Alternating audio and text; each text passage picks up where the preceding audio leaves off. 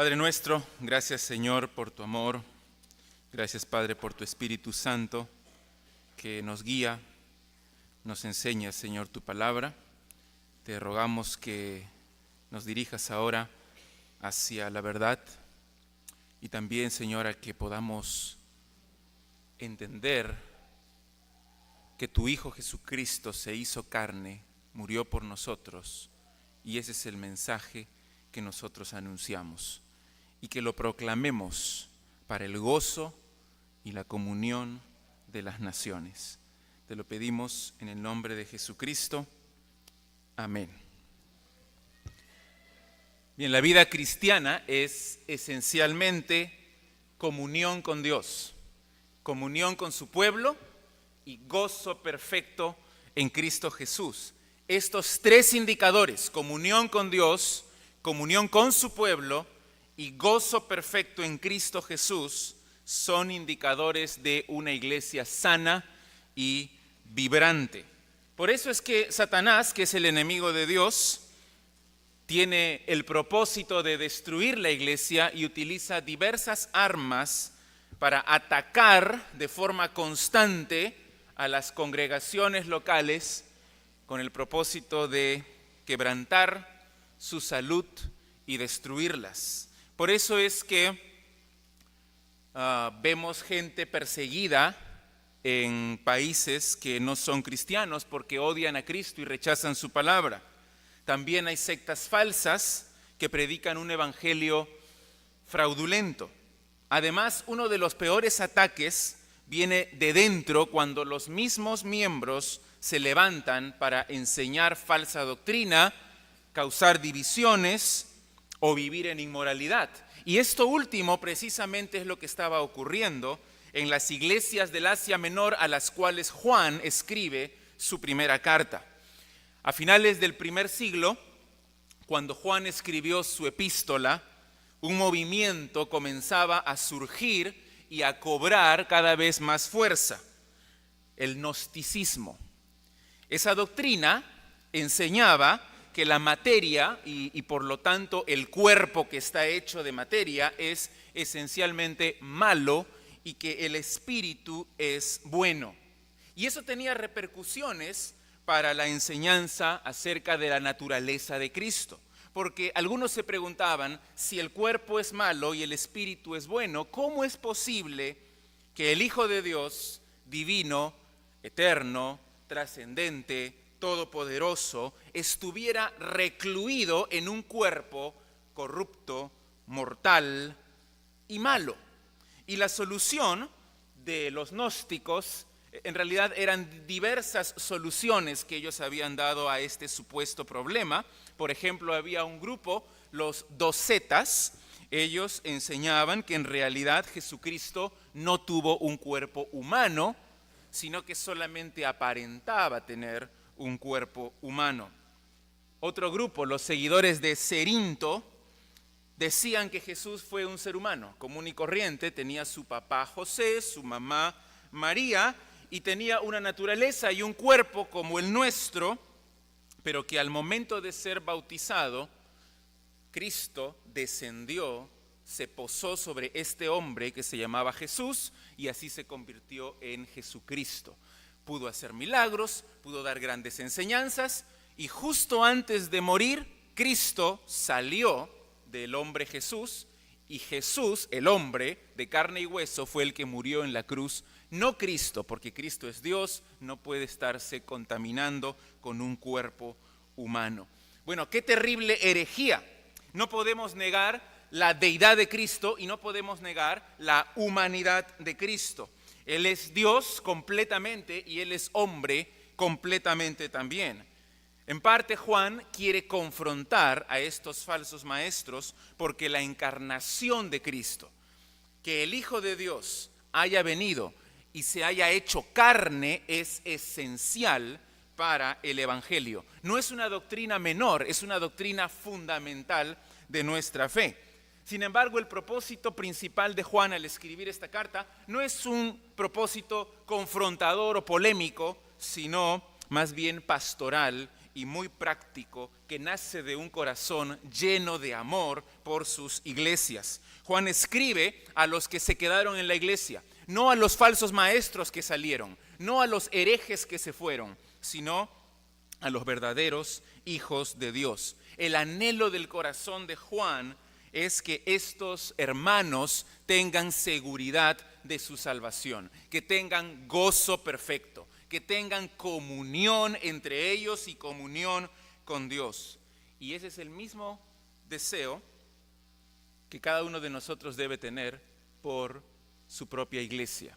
Es el deseo que yo como pastor tengo por nuestra iglesia. Hace un tiempo venimos orando por la revitalización de nuestra iglesia y espero que lo sigan haciendo. Solamente por la gracia y por la misericordia del Señor vemos su obra en los corazones de varios de los miembros que están encaminados hacia la madurez. Y es mi convicción más que nunca que esa madurez solamente va a ocurrir por medio de la proclamación, de la predicación de la palabra de Dios en el poder del Espíritu Santo. Entonces, que nuestra congregación experimente las preciosas bendiciones de Dios que trae la predicación del Evangelio de Jesucristo. ¿Cuáles son esas bendiciones? Vamos a ver hoy dos: comunión y gozo. Comunión y gozo. Vamos a leer Primera de Juan, los primeros 4 versículos. Primera de Juan 1, del 1 al 4. Lo que era desde el principio, lo que hemos oído, lo que hemos visto con nuestros ojos, lo que hemos contemplado y palparon nuestras manos tocante al verbo de vida, porque la vida fue manifestada y la hemos visto, y testificamos y os anunciamos la vida eterna, la cual estaba con el Padre y se nos manifestó. Lo que hemos visto y oído, eso os anunciamos, para que también vosotros tengáis comunión con nosotros. Y nuestra comunión verdaderamente es con el Padre y con su Hijo Jesucristo. Estas cosas os escribimos para que vuestro gozo sea cumplido. Juan comienza su carta sin ningún saludo, sin ninguna presentación, de la forma acostumbrada, sin ninguna oración por ellos, con un lenguaje apasionado, en un estilo enrevesado, un estilo inusual, con una estructura sintácticamente compleja, difícil de seguir. Juan Calvino dijo que este primer párrafo es abrupto y confuso. Sin embargo, es profundamente teológico, profundamente doctrinal, intenso y diseñado para llamar la atención de los lectores. La idea central de estos 4 versículos tiene que ver con la proclamación, con la predicación del mensaje. Y lo que Juan nos quiere enseñar es cuál es el contenido de esa proclamación y cuál es el propósito de esa proclamación. Vamos a personalizarlo para nuestra iglesia. ¿Cuál es el tema de nuestra proclamación? Prediquemos a Cristo como el Hijo de Dios, hecho hombre, tal como lo hicieron los apóstoles. Otra vez les digo cuál es el tema de nuestra predicación, de nuestro anuncio al mundo. Prediquemos a Cristo como el Hijo de Dios, hecho hombre, tal como lo hicieron los apóstoles. Observa que Juan aquí escribe utilizando la primera persona plural. Nosotros hemos oído, hemos visto, hemos contemplado. Más abajo dice, lo que hemos visto y oído, es os anunciamos nosotros. ¿Quiénes nosotros? Juan, asociándose con los otros apóstoles de Jesucristo. Es cierto que ellos ya habían muerto. Juan es el único que queda vivo, ya está muy anciano. Pero al utilizar el pronombre nosotros, está identificándose con los otros testigos oculares del ministerio de Jesús. Estos apóstoles fueron escogidos por Jesucristo, anduvieron con Él, ellos fueron los testigos de su vida, de su muerte, de su resurrección, y ellos fueron quienes recibieron la comisión de Jesucristo para predicar el mensaje en todas las naciones. Juan se esfuerza aquí en mostrar que la encarnación de Cristo fue un hecho histórico. Las primeras 4 frases del versículo 1 presentan de forma majestuosa a Dios hecho hombre, hecho carne. La primera frase es muy importante porque se refiere a la naturaleza divina de Jesús, y las últimas 3 frases se refieren a la naturaleza humana de Jesús. Mira la primera frase, que se refiere a la naturaleza divina de nuestro Señor Jesucristo. Lo que era desde el principio. Lo que era desde el principio. Y el artículo lo es neutro, no es masculino, por lo tanto no se refiere a un hombre, no se refiere a la persona de Jesucristo. Ese lo se refiere más bien a su divinidad, se refiere a su eternidad, a su trascendencia. Es que, como decir, lo divino, lo eterno, lo que existe desde siempre, lo trascendente, aquello que es desde el principio. Eso no significa que Dios el Hijo tiene un principio. Más bien esa frasecita desde el principio es una frase que se utiliza en el Antiguo Testamento para referirse a Dios. Mira solamente 2 ejemplos. El primero en Habacuc 1:12. Habacuc 1:12.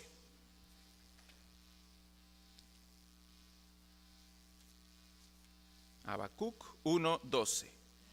Le está hablando aquí el profeta a Dios y le dice: ¿no eres tú desde el principio, oh Jehová, Dios mío, santo mío? No moriremos.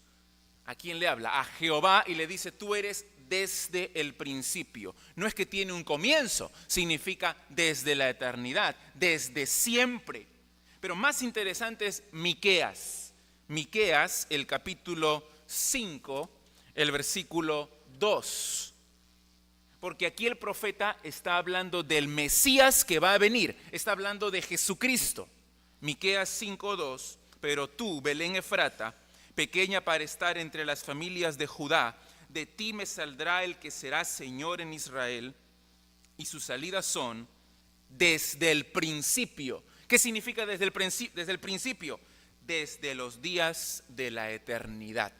Es decir, con esta frase, lo que era desde el principio se está refiriendo a la plenitud de la esencia divina que existe desde siempre, desde la eternidad. Lo maravilloso que Juan nos comunica es que lo eterno, lo divino, lo trascendente se ha hecho histórico, ha irrumpido en el tiempo humano, se ha hecho hombre, se ha encarnado, se ha hecho corpóreo de una forma definitiva y real. Tanto así que muchos lo vieron, lo escucharon, lo tocaron. Y eso es lo que las siguientes frases nos enseñan. Mira las 3 siguientes frases. Lo que era desde el principio, lo que hemos oído, lo que hemos visto con nuestros ojos, lo que hemos contemplado y palparon nuestras manos tocante al verbo de vida. Primero dice lo que hemos oído. Esa frase está en conexión con las siguientes frases, porque lo que ellos oyeron es lo que ellos vieron y es lo que ellos tocaron. Es una verdad extraordinaria. Lo divino es lo que se encarnó y pudo ser experimentado por los apóstoles de Jesús. En primer lugar, dice, fue oído. Más abajo, en el versículo 5, dice lo mismo. Este es el mensaje que hemos oído de Él. Los discípulos de Jesús fueron entrenados por Cristo durante 3 años. lo escucharon, cada parábola, cada enseñanza, cada dicho. Atesoraron sus palabras. Ese mensaje tuvo un impacto transformador en sus vidas. Eso hubiera sido suficiente. Pablo dice, la fe es por el oír. Hubiera sido suficiente. Pero algunos podrían decir que no es decisivo. Por eso es que Pablo continúa. No solamente, por eso es que Juan continúa. No solamente lo hemos escuchado, sino que lo hemos visto con nuestros ojos. No fue un sueño, no fue una visión. Vieron al Señor Jesús, su apariencia física. Lo vieron comer, lo vieron dormir, lo vieron sufrir, lo vieron morir, lo vieron resucitar.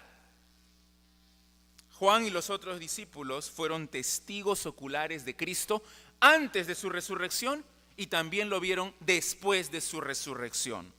Hay un énfasis en todos estos versículos en el hecho de ver, como hemos visto aquí, el versículo 1, lo que hemos visto con nuestros ojos, pero también el versículo 2, la vida fue manifestada y la hemos visto, pero también el versículo 3, lo que hemos visto y oído, y también dice en el versículo 1, lo que hemos contemplado.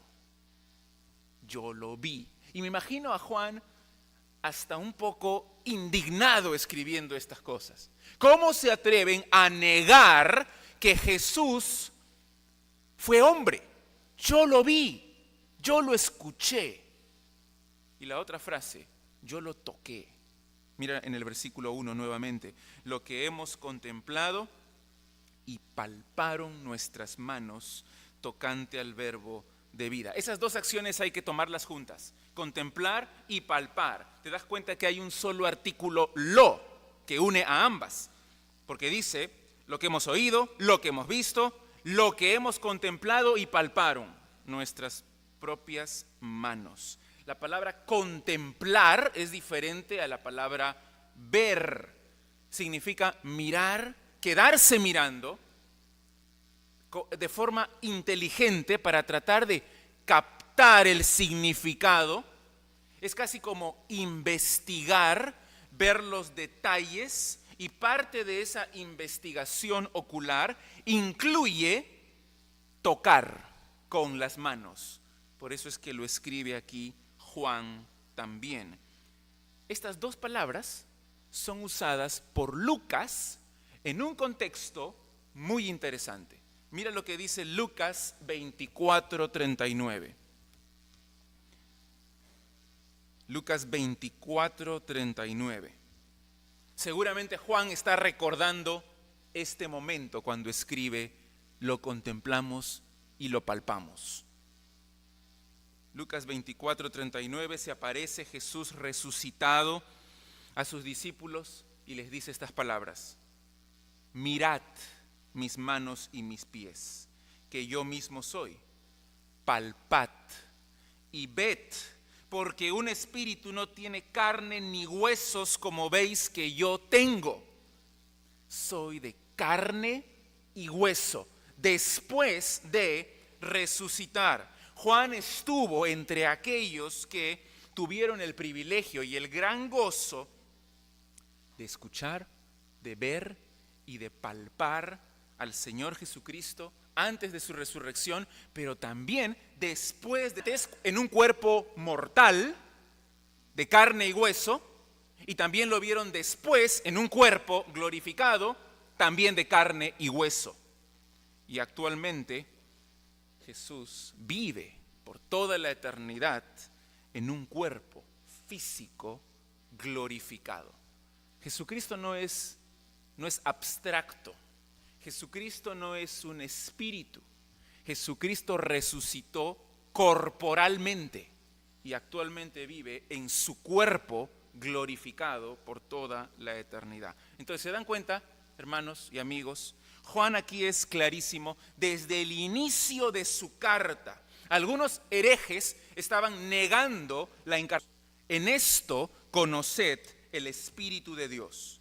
Todo espíritu que confiesa que Jesucristo ha venido en carne es de Dios. Y todo espíritu que no confiesa que Jesucristo ha venido en carne, no es de Dios. Y este es el espíritu del anticristo, el cual vosotros habéis oído que viene y que ahora ya está en el mundo. Les dije, no es una doctrina menor, es fundamental, esencial para nuestra fe. Y si alguien no la cree, no es de Dios. Ellos, estos discípulos, experimentaron a Cristo. Te das cuenta que hay un escalamiento en los verbos que Él usa. Escucharon, pero no solo escucharon, vieron. Pero no solo vieron, contemplaron. Pero no solo contemplaron, tocaron al Señor Jesús. Y eso tenía gran valor en la antigüedad. Ese testimonio tenía gran valor. Yo sé que en nuestros días el naturalismo de nuestra época enseña que la verdad es todo aquello que puede ser probado por el método científico. Sin embargo, la ciencia tiene sus limitaciones. Por otro lado, el posmodernismo de nuestra época dice que la verdad es relativa y que la verdad absoluta es imposible de conocer. Sin embargo, la verdad acerca de Cristo no es una cuestión de fe ciega. A veces se nos acusa de tener fe ciega, pero no es así, sino que Jesucristo es una persona histórica de la cual dieron testimonio varios testigos oculares que lo vieron, lo escucharon y lo tocaron. Juan, de forma muy seria, aquí está dando su testimonio. Es como si estuviera en un jurado, delante de una corte. Y delante de Dios está dando su testimonio. Y él mismo lo dice. Primera de Juan 1, mira el versículo 2. Porque la vida fue manifestada y la hemos visto y testificamos. Estoy dando mi testimonio. No estoy mintiendo. Y eso era reconocido, muy reconocido en la antigüedad.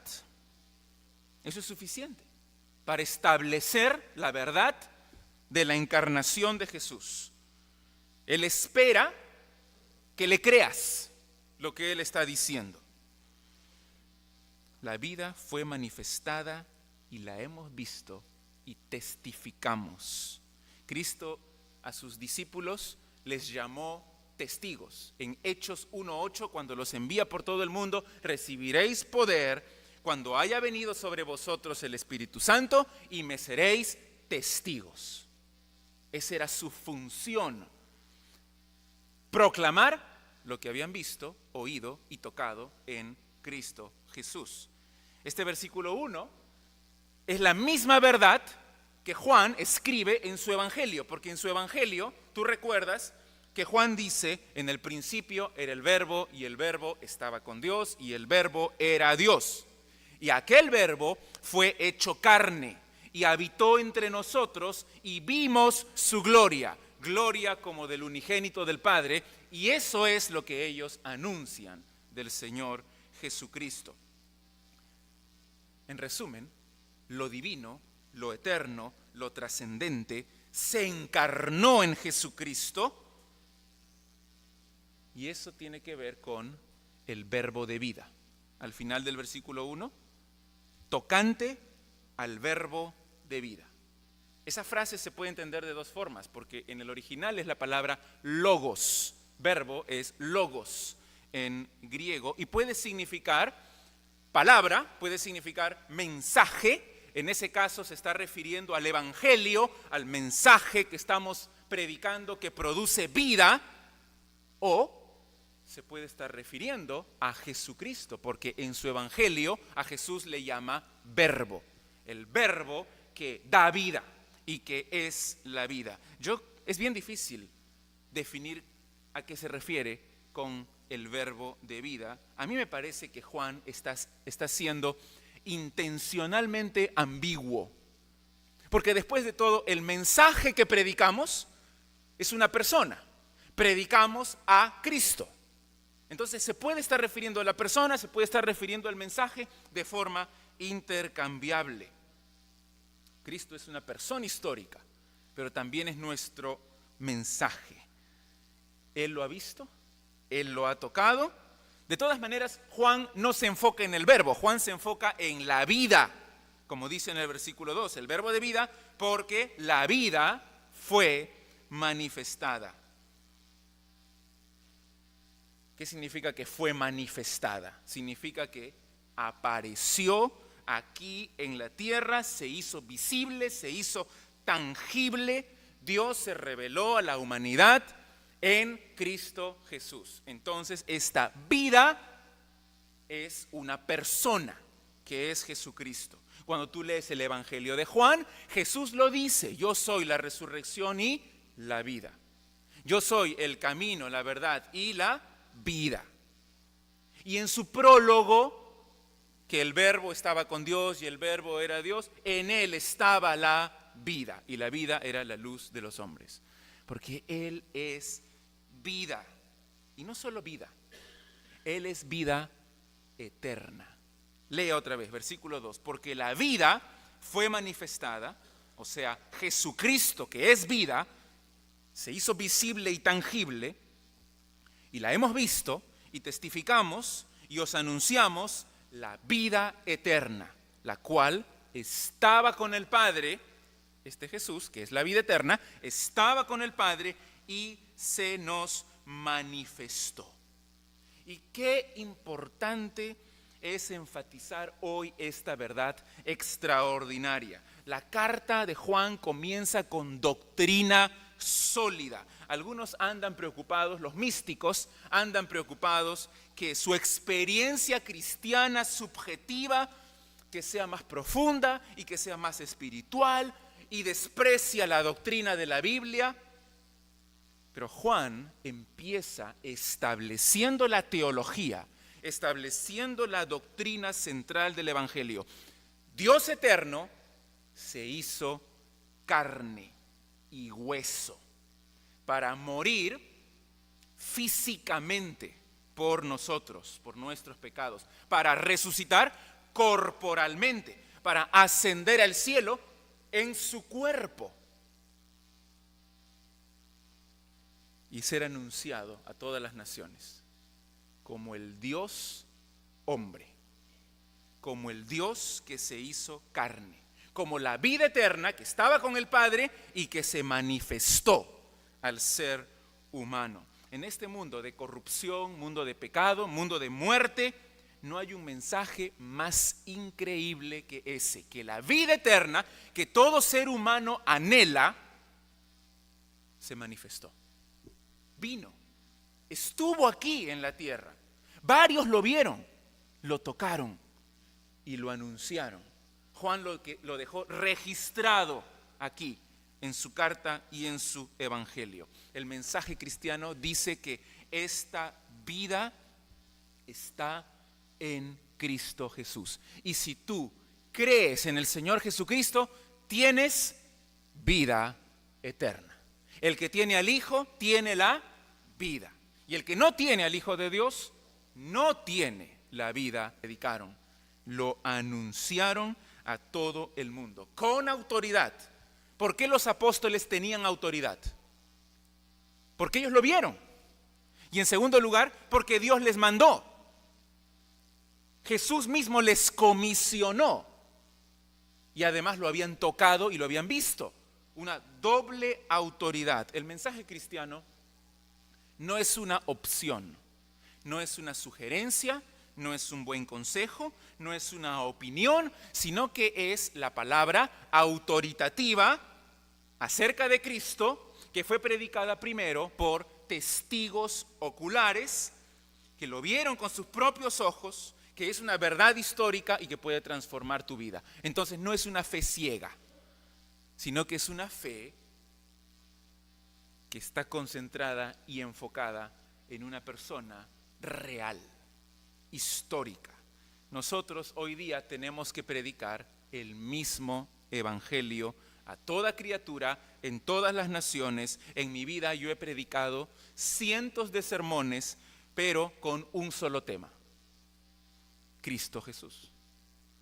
Que nuestra iglesia se comprometa con esta tarea que es la más importante de todas, que prediquemos a Cristo como el Dios hecho hombre para la salvación de todas las personas, tal como hicieron los apóstoles. Ese es el primer punto, el tema de nuestra proclamación. Rinde tu vida a Cristo. La vida eterna está en Él. Y cuando ya lo hayas hecho, comunica eso a todos los que puedas, a toda criatura. Pero ¿para qué proclamamos? ¿Cuál es el propósito de nuestra proclamación? ¿Por qué los domingos nos reunimos para anunciar a Cristo? ¿Por qué les pido que ustedes salgan de aquí y en su trabajo, en su familia y en la calle hablen de Cristo? ¿Por qué? ¿Cuál es el propósito? Hay dos propósitos. En primer lugar, para que tengan comunión. Míralo claramente, versículo 3.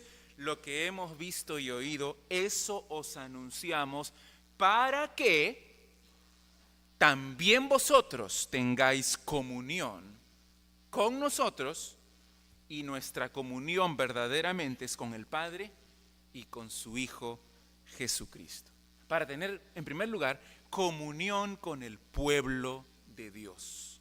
El propósito de nuestro anuncio es comunión con el pueblo de Dios. Y cuando hablamos de comunión, no pensemos en actividades sociales, en comer juntos, porque eso no es lo que significa la palabra koinonía originalmente.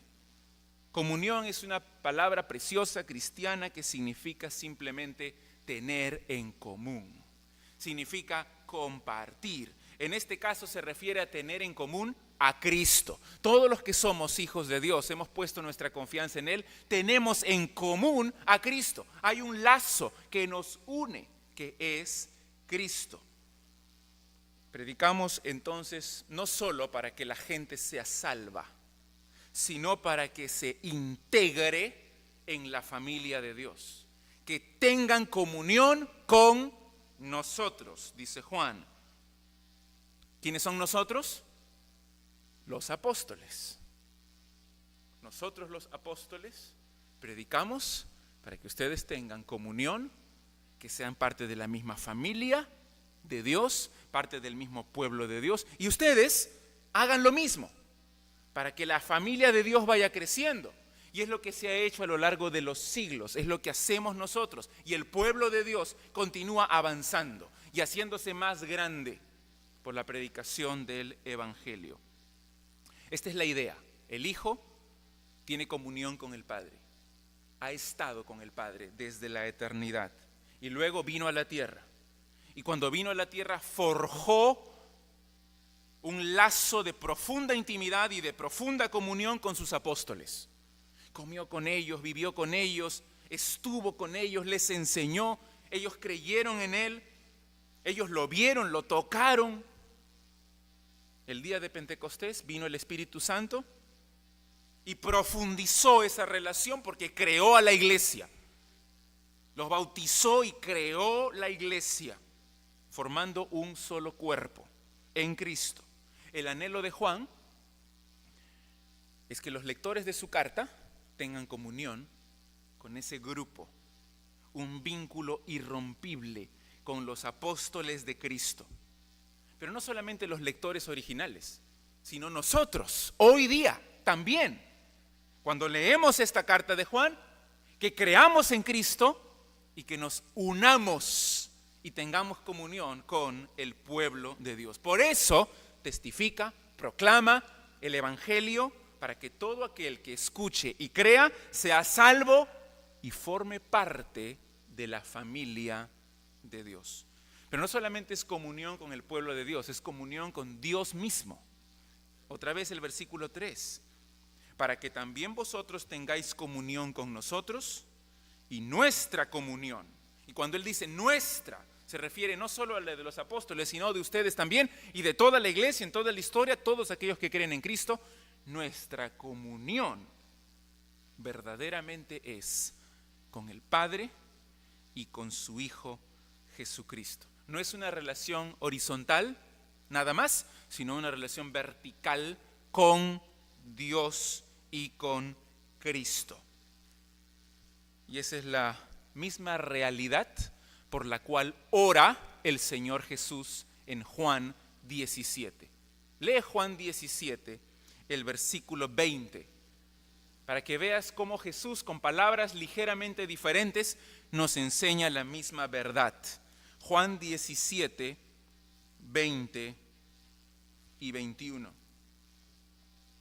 Mas no ruego solamente por estos, o sea, sus discípulos, sino también por los que han de creer en mí, por la palabra de ellos. ¿Quiénes son los que han de creer en mí? Nosotros. Oro, dice Jesús, por los que han de creer en mí, por la palabra de ellos. ¿Para qué? Para que todos sean uno. Es decir, para que tengamos comunión unos con otros, como tú, oh Padre, en mí y yo en ti, que ellos también sean uno en nosotros, para que el mundo crea que tú me enviaste. Comunión entre todos nosotros y comunión con el Padre y con su Hijo Jesucristo. Que ellos sean uno, como tú y yo somos uno, y que sean uno en nosotros y nosotros en ellos, formando el gran pueblo de Dios.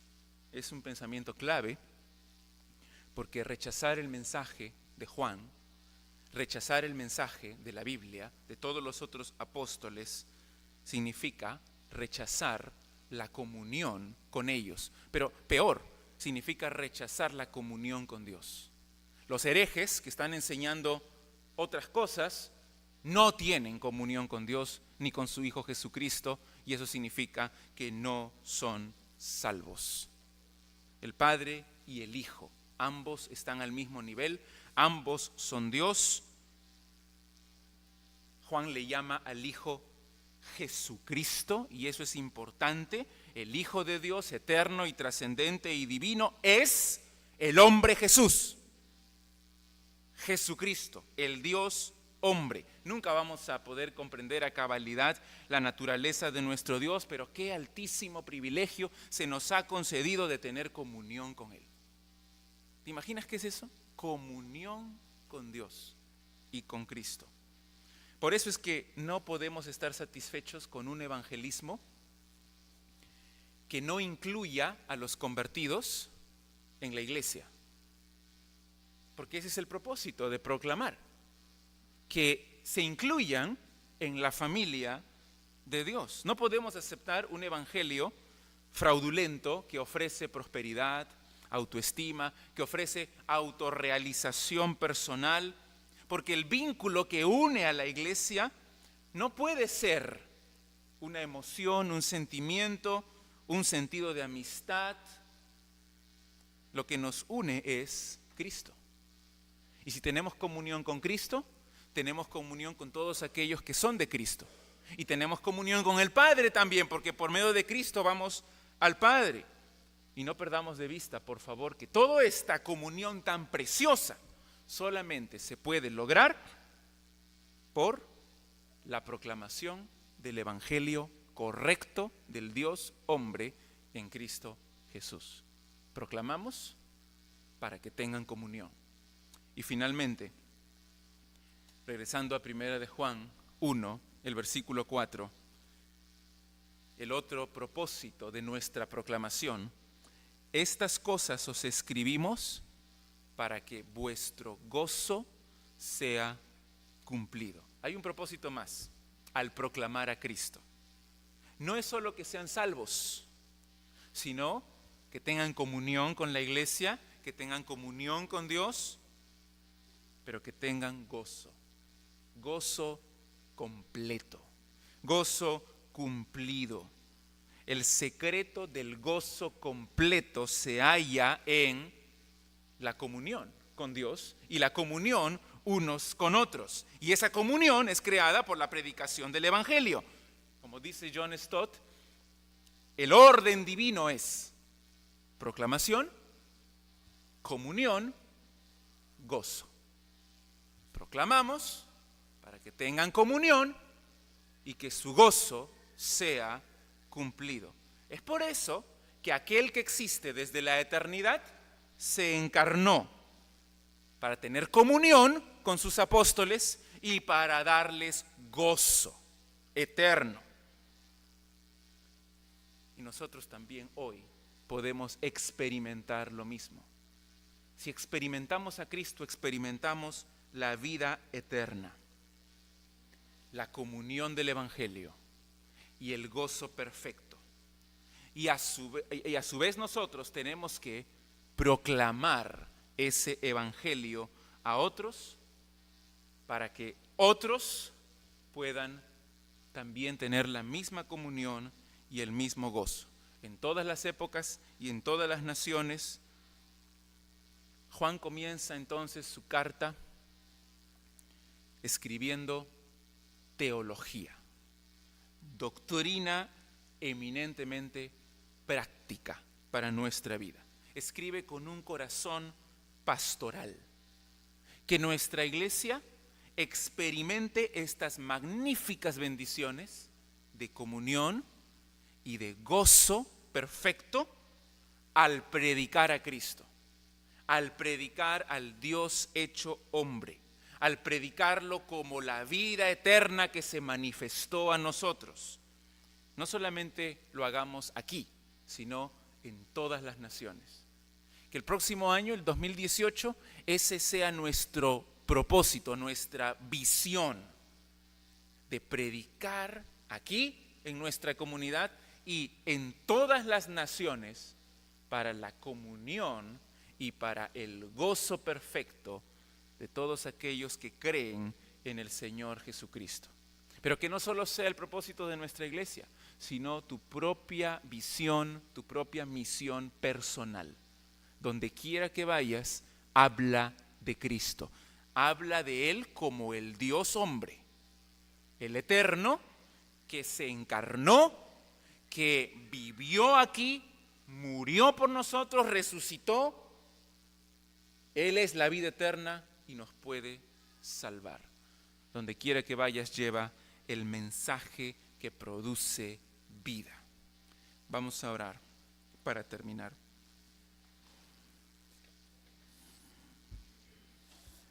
Padre nuestro, te agradecemos, Señor, por tu presencia y por tu palabra. Gracias por Cristo, Dios hecho carne. Gracias porque Él es la vida eterna. Y todos aquellos que están en Él tienen seguridad, comunión contigo y con la iglesia y gozo. Señor, te ruego por cada uno de los que están aquí presentes, que tu Espíritu use tu palabra, que lleve este mensaje a cada corazón y que puedan meditar en su propia condición espiritual. Y te ruego, Señor, que para nuestra iglesia sea un punto de avance en nuestra misión, de llevar tu palabra a todas las naciones, para su gozo, para su comunión contigo, para integrarlos en la familia de Dios y que ellos también te adoren y te alaben por Jesucristo. Señor, guíanos, capacítanos por medio de tu Espíritu Santo. Te lo rogamos en el nombre de Jesús. Amén.